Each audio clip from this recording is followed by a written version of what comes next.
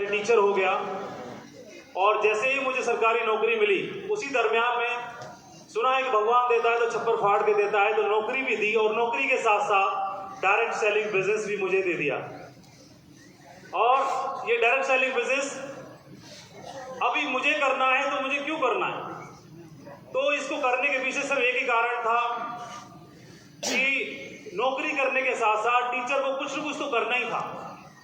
तो मुझे कुछ न कुछ करना था, तो टीचर के पास सबसे बेहतरीन ऑप्शन होता है कि वो ट्यूशन क्लासेस चलाना शुरू कर दे, कोचिंग शुरू कर दे। तो अगर जो कोचिंग नहीं करेगा तो कुछ और करेगा। तो मेरे मिलने वालों में कुछ रिश्तेदार थे, वो बोलेरो चलवाते थे, तो बढ़िया इनकम आती थी। किसी को लगा कि कुछ और कर लेते हैं, कोई भैंस को रख लेता है, कोई गाय रख लेता है, दूध का काम शुरू कर देता है। और ज़्यादातर टीचर्स हैं कोचिंग का काम शुरू कर देते हैं। तो नौकरी करते करते मुझे कोचिंग करनी थी, ट्यूशन पढ़ाना था और एक्स्ट्रा इनकम करनी थी।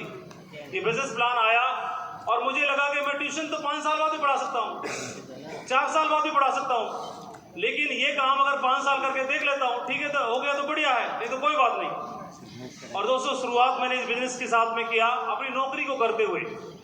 पहले 5 साल में बिजनेस में मैं काफ़ी ऊपर उठा, उसके बाद फिर डाउन आया, फिर ऊपर गया, फिर डाउन आया। 10 साल मैं ऊपर और नीचे होता रहा और 10 साल के बाद इस बिजनेस के माध्यम से मुझे परमानेंट स्टेबिलिटी आई। 2003 में मैंने इस बिजनेस की शुरुआत की थी। मुझे इस बिजनेस में 2025 में 22 साल पूरे हो गए। एक ही कंपनी के साथ काम करने की शुरुआत की थी। इस बिजनेस की पावर मैं बताना चाहता हूँ। 2020, 21 और 22 3 साल बहुत खराब निकले पूरी दुनिया के लिए। उन 3 सालों में जहां सब कुछ स्टक हो चुका था, डायरेक्ट सेलिंग की वजह से मुझे मेरे अकाउंट में 5 करोड़ रुपए ट्रांसफर हुए। उन 3 सालों के दरमियान में बिजनेस की पावर। पहले 5 साल मैंने बिजनेस को पार्ट टाइम किया, नौकरी करते करते, क्योंकि हर आदमी इस बिजनेस में आएगा तो दाल रोटी के लिए तो नहीं आते। मैं नौकरी में था, दाल रोटी की भगवान ने व्यवस्था बहुत अच्छी कर दी थी, दाल रोटी के लिए मैं इसमें नहीं आया था। मुझे इसमें कुछ बिजनेस प्लान दिखाया गया, सपने दिखाए गए और सपनों की वजह से मैं बिजनेस में आया।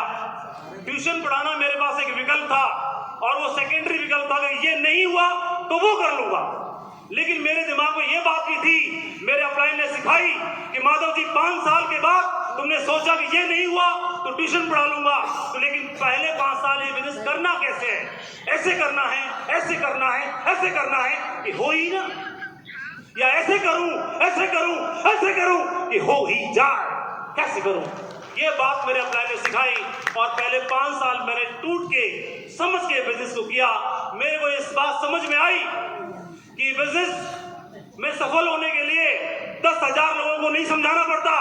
इस बिजनेस में सफल होने के लिए 10,000 बार खुद को समझाना पड़ता है। मैंने इस बिजनेस में एक बात समझी मैंने बिजनेस में, कि जब तक आपको यहां से भरोसा ना हो, बिजनेस खुद भरोसा करने का है, दूसरों को समझाने का नहीं है। जब तक खुद को भरोसा ना हो, जितने सवाल करने हैं, जितने डॉक्यूमेंट देखने हैं, जो देखना है देखो, जहां जाना है जाओ, जो समझना है समझो, जिससे मिलना है मिलो। जब तक यहां से भरोसा ना हो, किसी को फंसाना मत, और जिस दिन यहां से भरोसा हो जाए, किसी को छोड़ना मत। ये बिजनेस से प्रेजेंट की बात करता हूं, फाइनेंशियल सिक्योरिटी के लिए बात की थी। अभी सुना कि आपकी नॉलेज अकाउंट में दिखाई देनी चाहिए। संडे की छुट्टी छोड़ दो तो इस बिजनेस की वजह से 1 लाख रुपए प्रतिदिन का मैं कमाता हूं। 24 से 25 लाख रुपया कमीशन मेरे अकाउंट में ट्रांसफर होता है इसी इंडस्ट्री की वजह से। ये इंडस्ट्री बहुत दमदार है। हौसला देने के लिए डॉक्टर ललित जी जैसे, कोच BSR जैसे और ढेर सारे हमारे सीनियर लीडर्स यहाँ पर हैं। ये बड़ा पुण्य का काम है जो लोगों को हौसला देने का काम करते हैं। मैं लर्निंग मोड में हूँ पिछले 22 साल से, आज भी सीखने आया था। आप सभी को धन्यवाद देता हूँ। आप सभी की जय हो। Thank you very much. जय हिंद, जय भारत। शुक्रिया। धन्यवाद माधव सर और डिस्ट्रीब्यूटर, बहुत बहुत धन्यवाद।